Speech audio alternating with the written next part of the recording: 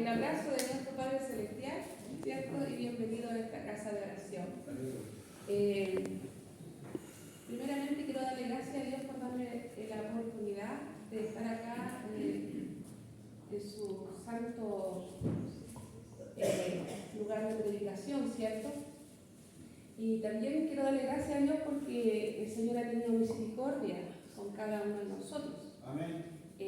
Bueno, para los que no saben, yo tengo una enfermedad crónica hace muchos años, pero cada vez me está degenerando más mi organismo por dentro de mi cuerpo. Estuve mal estos días también, estuve con hemorragia casi más de 2 semanas. Estoy con mucho equipo médico, con muchos medicamentos, estoy con exámenes nuevos, todos particulares. Me ha complicado muchas veces las cosas porque el Señor ha hecho conforme a su voluntad y Él me ha sido y me ha tomado de su mano y me ha guiado en todo sentido. Y doy gracias a Dios porque también esto me ha permitido estar más de rodillas. Amén. Y estar más cerca de mi Padre Celestial. Anoche mi esposito también tuvo un pequeño accidente, lamentablemente su ojo le cayó una llama, gracias a Dios no cayó adentro, pero sí su párpado está con dolor. De hecho ahora en la mañana pensábamos ir al doctor para que le dieran un calmante, le pregunté, me dice no, que fuera con mamá y aquí estamos. Así que para la honra y gloria de Dios, el Señor ha tenido misericordia y para la honra y gloria de Dios el Señor ha ganado esta victoria porque sus hijos estamos acá haciendo su voluntad. Amén. El tema de hoy, mis queridos hermanos, es un tema respecto que el Señor le voy a pedir que a través del Espíritu Santo me guíe, me acompañe, porque Él es el que me ayudó a realizar este mensaje. Y pido a Dios que en primer lugar sea para mi vida y para cada uno de ustedes. Amén. Así que vamos a orar. Oh mi Dios bendito, te agradezco por lo grande y misericordioso y por lo bueno que tú eres. Señor, soy tu hija, te necesito en estos momentos. A través del Espíritu Santo, guíame. Hazme recordar todas aquellas cosas que tú y yo, Señor, hemos estudiado. Gracias, Señor, te amo y te necesito. Y así, mi Dios bendito, permite, Padre Celestial, que más de alguna persona realmente te haya llamado, sea conforme a tu divina santa voluntad en nuestras vidas. Gracias, te lo pido todo esto humildemente en el nombre de tu Hijo amado Cristo Jesús. Amén. Amén. Y voy a pedir a mi hermano Gabriel si puede poner cierto en pantalla el versículo bíblico, Filipenses capítulo 3, versículo del 12 en adelante.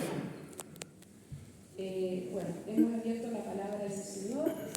Yo les quiero preguntar a ustedes, hermanos, vamos a hablar de un personaje, más de uno, son 3 personajes bíblicos.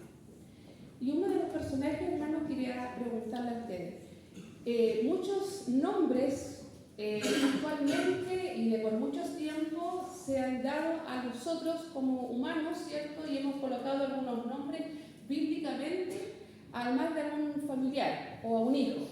Por ejemplo, Esther, Andrés, María, Noemí, Pablo. ¿Qué otro nombre más pueden decir que han escuchado que están bíblicamente? Felipe, Esther, Pedro.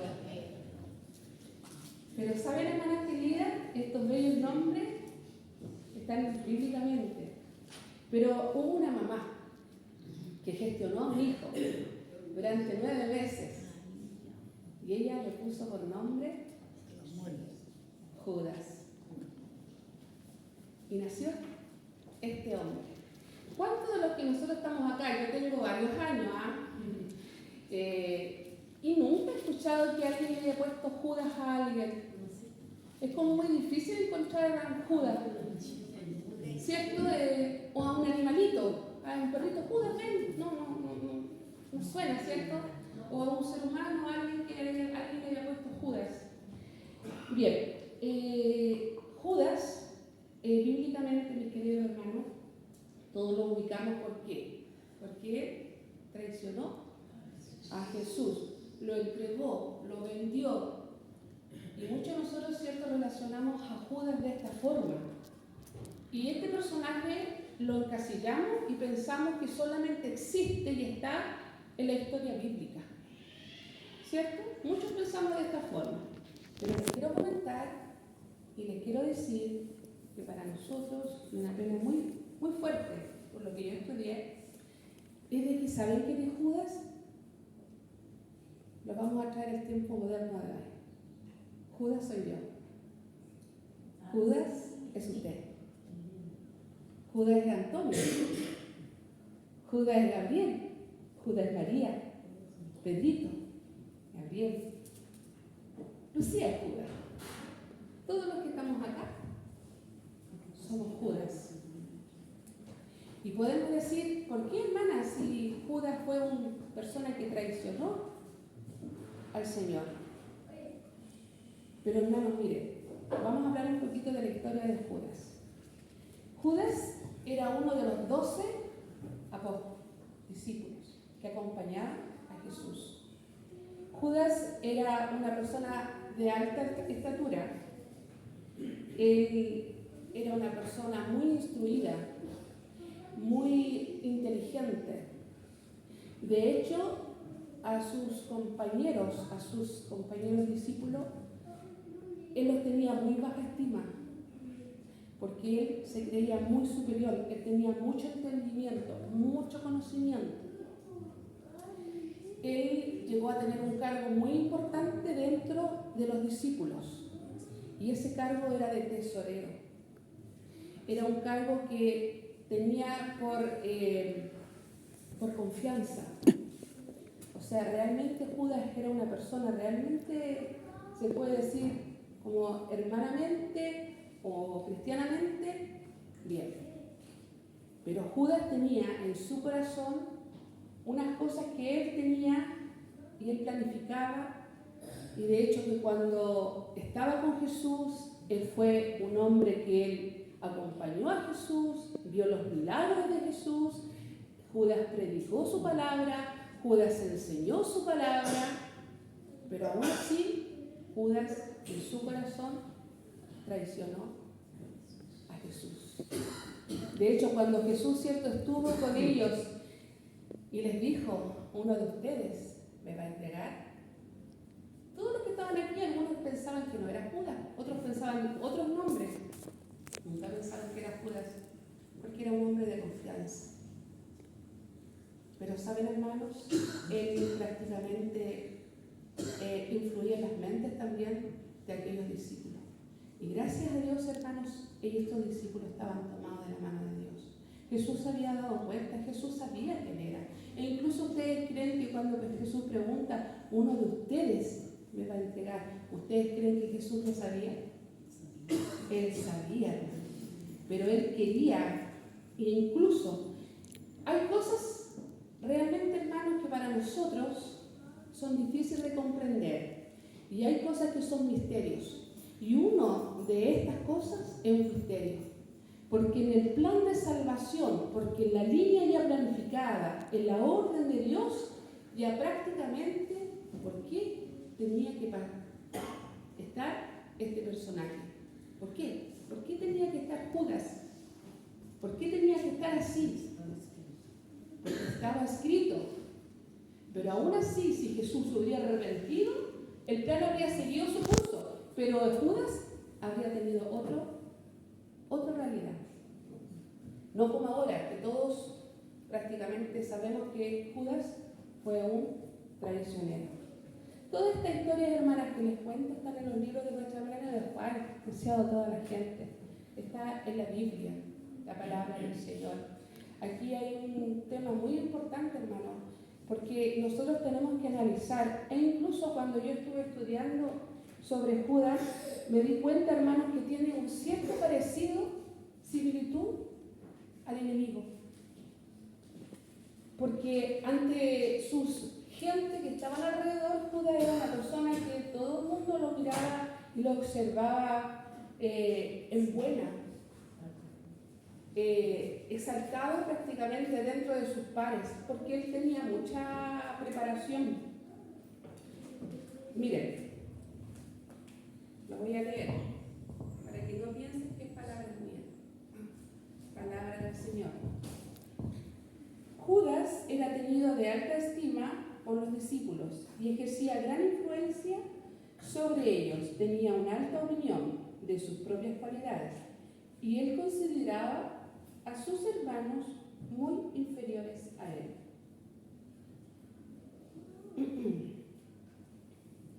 Por ejemplo, Pedro era impetuoso, obraba sin consideración.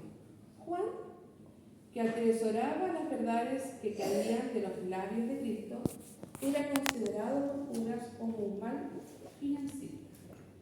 Mateo, cuya preparación le había enseñado a ser exacto en todas las cosas, era muy meticuloso en cuanto a la honradez y siempre estaba meditando en la palabra de Cristo.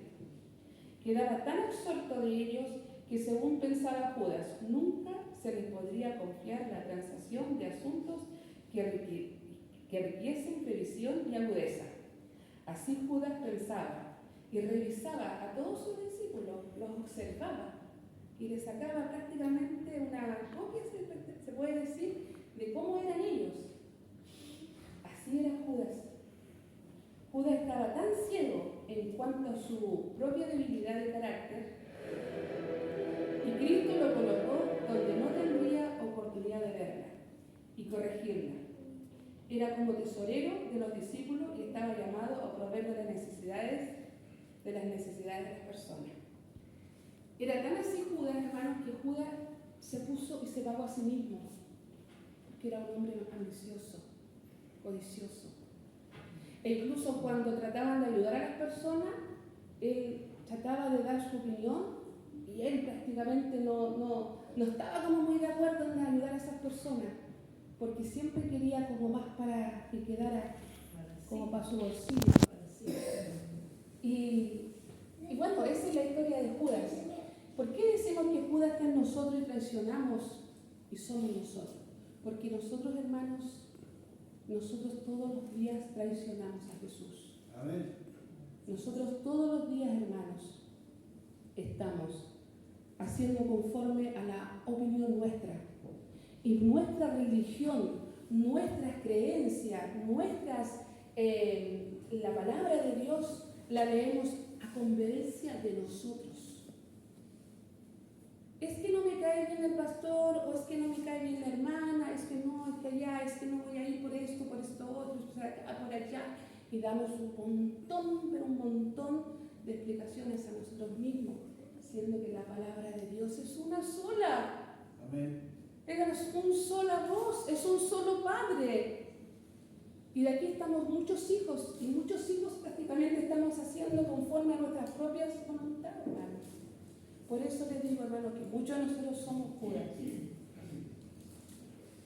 Voy a hacer un cierre paréntesis sobre Judas y voy a abrir un paréntesis. Vamos a hablar de otro personaje que me conmovió. Es un personaje, hermanos, que está en la Biblia, pero también lo voy a traer a la modernidad porque también hay más de uno aquí en la iglesia. Voy a hablar de Esteban. ¿Saben quién es Esteban? ¿O quién fue Esteban? Esteban fue un diácono, uno de los 7 diáconos, pero era un diácono especial.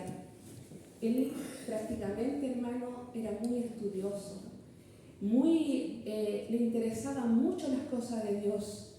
Y él, hermanos, predicaba en las calles, en el pueblo. Y hubo gente, hermano, que lamentablemente observaba esa situación. Saben que él nunca quedaba callado, siempre ganaba. ¿En qué sentido ganaba? En que venía mucha gente preparada, pero el Señor a través del Espíritu Santo tomaba a Esteban y muchas veces los temas los ganaba Esteban. Porque ¿quién le gana al Señor cuando están tomados de su mano? Nadie. Entonces toda esa gente que estaba alrededor, ¿sabe lo que hicieron, hermano? La envidia. Empezaron a hablar mal de Esteban. Incluso hicieron un complot, mintieron, trajeron falsos testigos para que ese hombre humildemente que predicaba la palabra del Señor fuera muerto. Qué terrible, hermano, lo que está pasando en el pueblo de Dios. Y lo traigo a colación hoy. ¿Cuántos de los que estamos aquí también muchas veces nos sentimos Esteban? Y muchas veces, hermano, sin querer, hermano, por amistad, porque es mi amigo, porque es mi amiga, porque tengo que seguir, porque papás fueron así, porque por años yo llevo esta misma situación y siempre ha sido así igual. Hermano, leamos la palabra de Dios.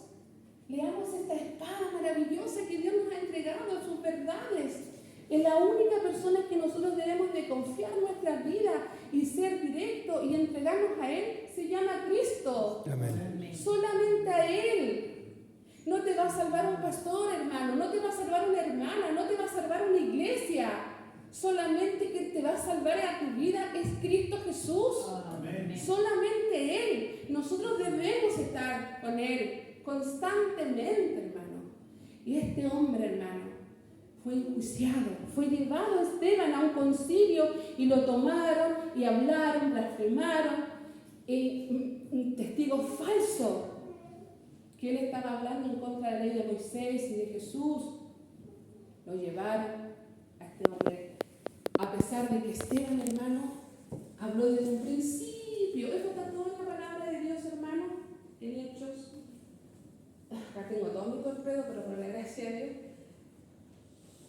Vamos a ver, esto está en la muerte de Esteban, Hechos capítulo 6, en adelante. Y aquí podemos ver, hermanos queridos, que a Esteban, por más que él habló hacia todos ellos, y de un principio le hablaba sobre Moisés y todas las cosas, aún así, todos los que estaban ahí lo enjuiciaron, lo condenaron, lo sacaron hacia afuera y lo apedrearon. Y saben, hermano, lo emocionante de Esteban, que él nunca se soltó de la mano del Señor. A pesar de que él veía que le estaba pasando esta situación, a pesar de que él tenía dolor, hermano, porque sí sufrió dolor, porque esas piedras le dolieron, hermano. Y yo me imagino que las piedras que apiedraban no eran piedritas, eran piedras gigantes, rocas grandes, hasta causarle la muerte. Imagínense, hermanos, que Esteban, lo maravilloso de todo esto, que él alzó sus ojos hacia el cielo, en pleno dolor, en plena angustia, en plena desesperación, clamándose a su Padre, alzó sus ojos al cielo y ¿sabe lo que vio, hermano? Vio el cielo abierto. ¿Y a quién vio en el cielo? A su Hijo amado Jesús, a la diestra del Padre. Eso vio Esteban. Y más aún, dice la palabra del Señor, que Esteban, en su misericordia, le dice a Jesús, Jesús, oh Dios, perdónanos, porque ellos no saben, ¿cierto? Eso está en Hechos, hermanos. Si alguien quiere leerlo, revíselo y estúdielo, hermanos. Qué hermoso ver la consagración de Esteban, quien aún en su muerte, en su dolor, en su desesperación, él pudo ver el cielo abierto y ver a Cristo Jesús a la diestra del Señor. Y pasa aún, hermano, decir que todos los que estaban ahí haciéndole daño, que Jesús los perdonara. Dice que ahí cerró sus ojos y durmió. Qué valiente. ¿Por qué traje este personaje ahora? Porque ahí había un personaje principal y de él el que voy a hablar ahora. ¿Quién estaba observando toda esta situación que había sucedido a Esteban? ¿Saben qué fue? Saulo de Tarso. Dice que él estaba observando toda esta situación y dice que él le trajeron las ropas de Esteban hacia sus pies. Después de Saulo, a él le llegó una instrucción. ¿Se recuerdan que era Saulo? Era un hombre, ¿cierto?, que perseguía a los cristianos. Y esto lo podemos ver en el libro de los Hechos de los Apóstoles. También aquí podemos ver, hermano, la muerte de Esteban también está aquí en los Hechos de los Apóstoles y también la historia de los discípulos. Y, por supuesto, en su santa palabra, ¿ya? Y Saulo de Tarso estaba observando esa situación. Con el tiempo, a Saulo lo mandaron, ¿cierto?, unos sacerdotes a que fuera y a encarcelar también a los hombres y a mujeres, aquellas personas que estaban prácticamente, hablaban de Jesús. Y él fue, y de camino a Damasco, ¿qué pasó ahí? De camino a Damasco, se le presentó Jesús. Y él se cayó de su caballo, ¿cierto? Bien. sobre Saulo, les voy a contar que Saulo tenía dos nombres. Saulo era Saulo y Pablo. Saulo era porque Saulo era judío y Pablo porque era romano. ¿Ya? Cuando habla el apóstol Lucas y escribe y estudia y escribe la palabra de Dios y comienza a escribir, habla sobre Pablo. De ahí en adelante se le llama Pablo. Y aquí podemos ver en su santa palabra y podemos ver que creció en un ambiente en Jerusalén toda su juventud y dice que era prácticamente de buena posición económica. Sus padres eran medianamente ricos, ¿ya? A Pablo tenía muy buena situación económica. Pablo fue también una persona, hermanos, que a él le enseñó Gamaliel. ¿Qué habían dicho? Gamaliel. Él fue su instruido, él enseñó, y él no era cualquier persona que le enseñaba, o sea, era una persona realmente que sabía mucho. Y bueno, eso es lo que era Saulo, él perseguía a los cristianos. Y aquí hubo una conversión. ¿Se acuerdan de la conversión cuando fue a camino de Damasco? Y lo vamos a leer. Vamos a buscar la palabra de Dios en Hechos 9. Hechos capítulo 9. Aquí vamos a leer porque también se las podría contar, pero la idea es que también nosotros podamos ir viéndolo en la palabra del Señor. La conversión de Pablo. Dice así.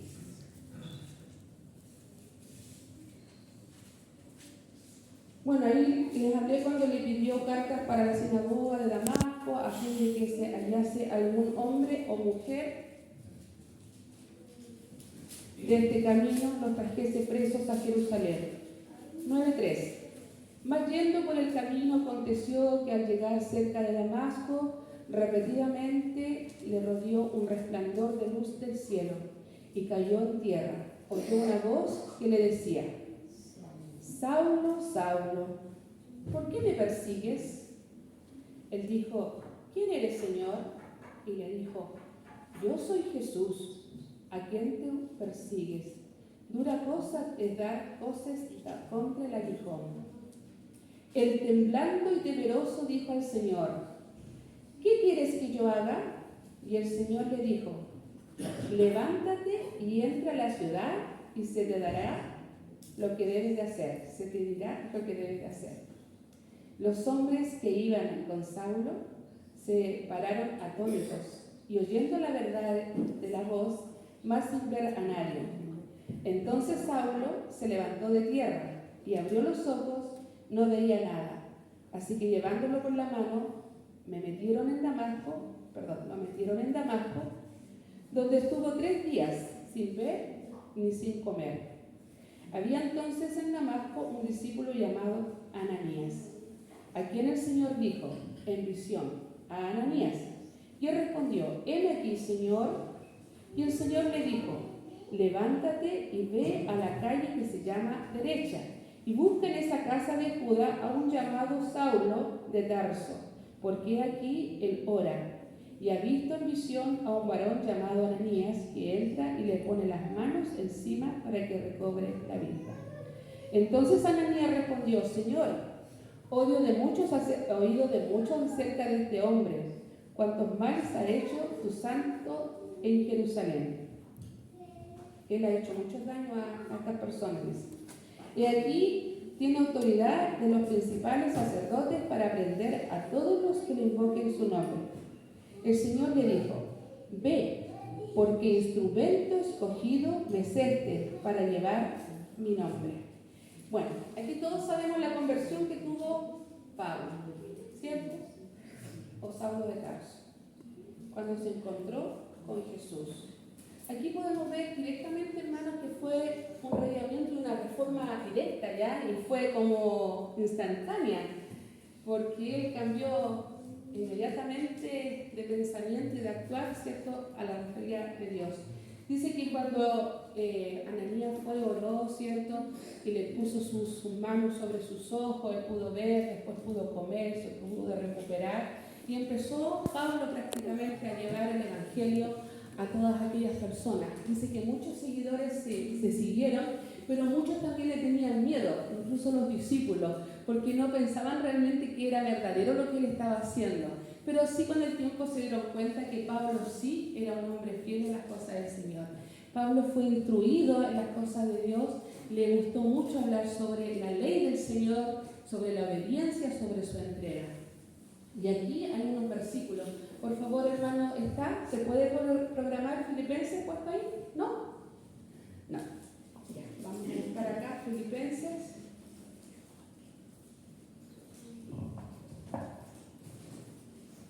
Unos minutitos. Vamos a buscar. Filipenses 3. Del 12 en adelante.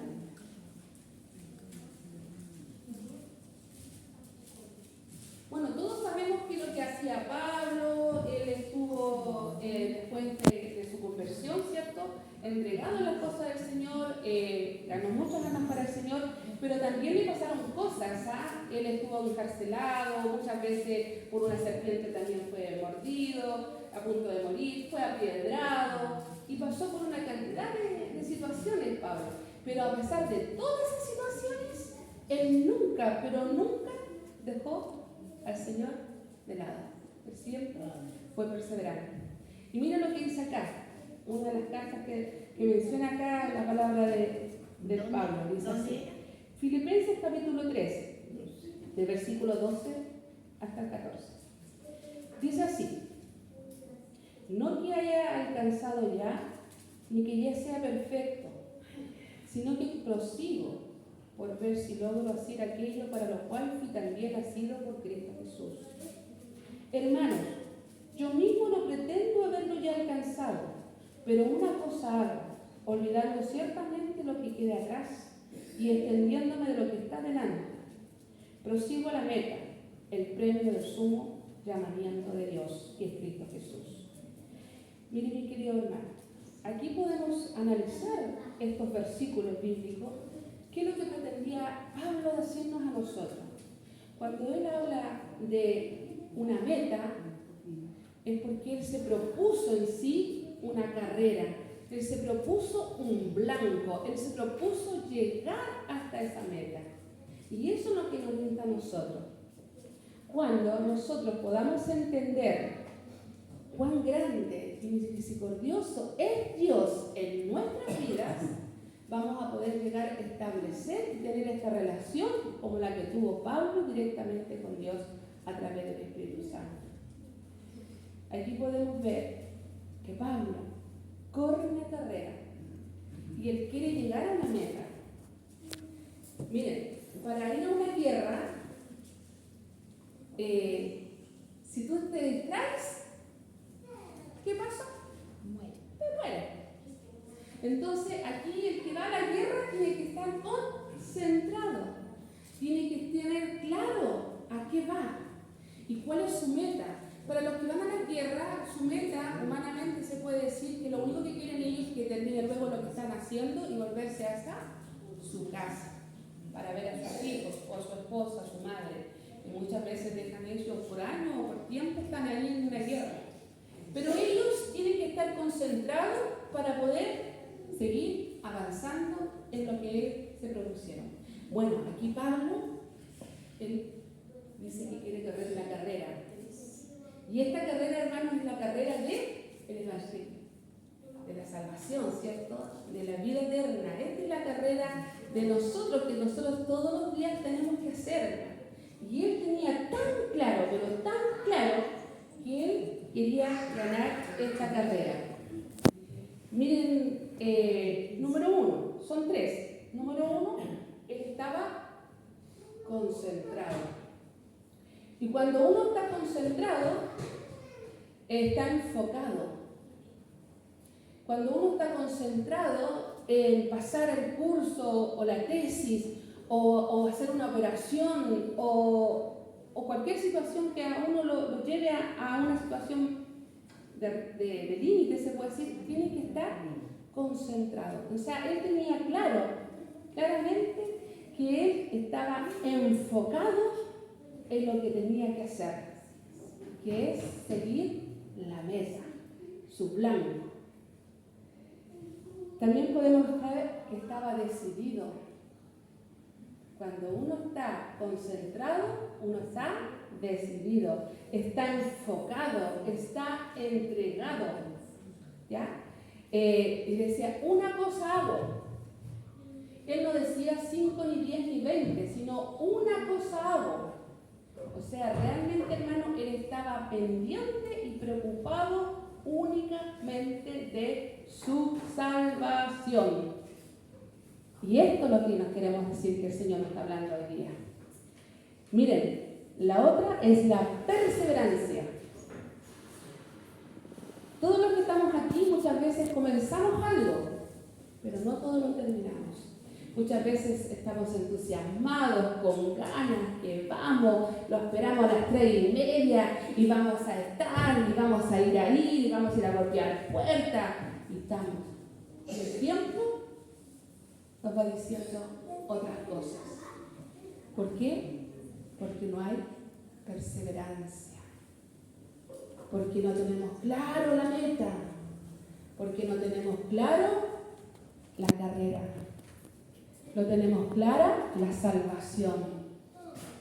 Porque aunque esté sudando, aunque esté con lágrimas, aunque esté enferma, así como Pablo, que es encarcelado, apiedrado, así como una serpiente y a punto de morir, Pablo tenía claro quién era. Y más aún, estaba claro cuál era su meta, que es Cristo Jesús. Amén.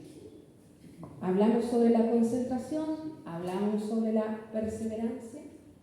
Y la tercera, hermano, que Pablo corre, pensando el final. ¿Y cuál es el final?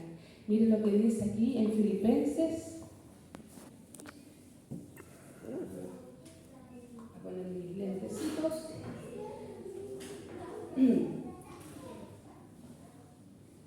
Filipenses 14. Prosigo. Cuando habla de proseguir es cuando él sigue, avanza, está. El premio del sumo llamamiento de Dios en Cristo Jesús. O sea, prosigo la meta y al premio. ¿Cuál es el premio? ¿Cuál es el premio? Que aquí está hablando Pablo. El premio del sumo llamamiento de Dios en Cristo Jesús.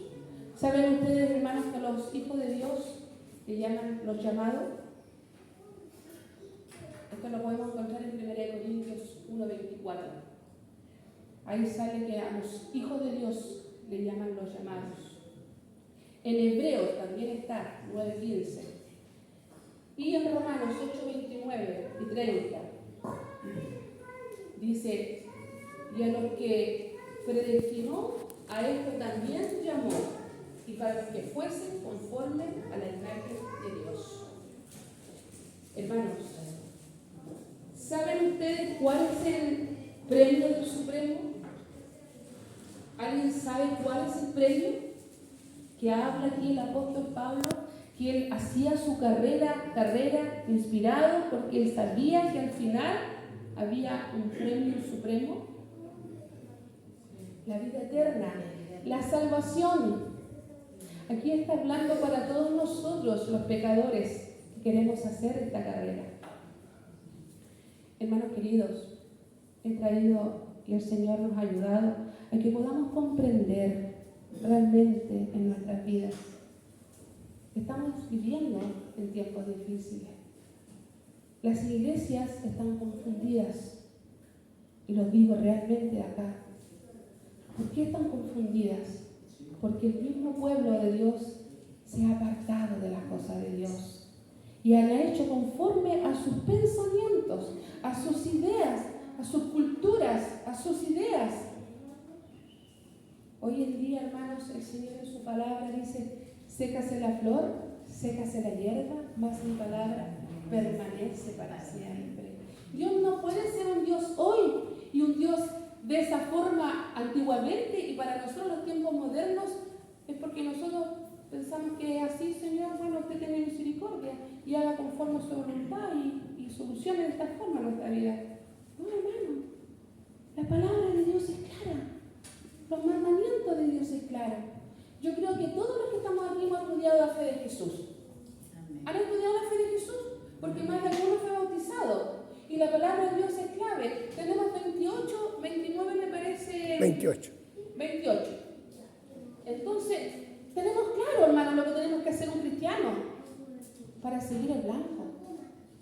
Pero cuando estamos en la carrera, empezamos a hacer cosas conforme a nuestra forma.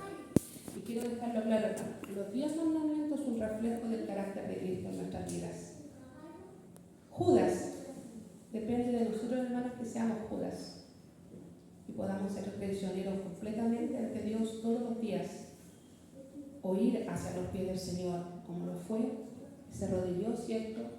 Pablo, y se encontró con Dios. Y Pablo persiguió, fue valiente, tuvo concentración. Pablo tuvo perseverancia, porque él tenía claro a dónde él quería llegar. Amén. Hermanos queridos, espero en Dios que esta predicación realmente que el Señor nos ha traído y hemos aprendido ricamente, hermanos, de estos hermanos nuestros que están en la Biblia, pero hoy en día también están en la vida moderna. También somos Judas, pero yo quiero ser Pablo. ¿Tú quieres ser Pablo? ¿O queremos ser Judas? Hermanos, que el Señor nos bendiga, nos ayude a tomar decisiones para el Señor. El Señor viene muy, pero muy pronto. Que Dios lo bendiga ricamente. Y que hoy sábado, en sus casas, en sus almuerzos, en sus familias, en sus reuniones, en sus visitas misioneras, puedan engrandecer totalmente el nombre del Señor en sus vidas.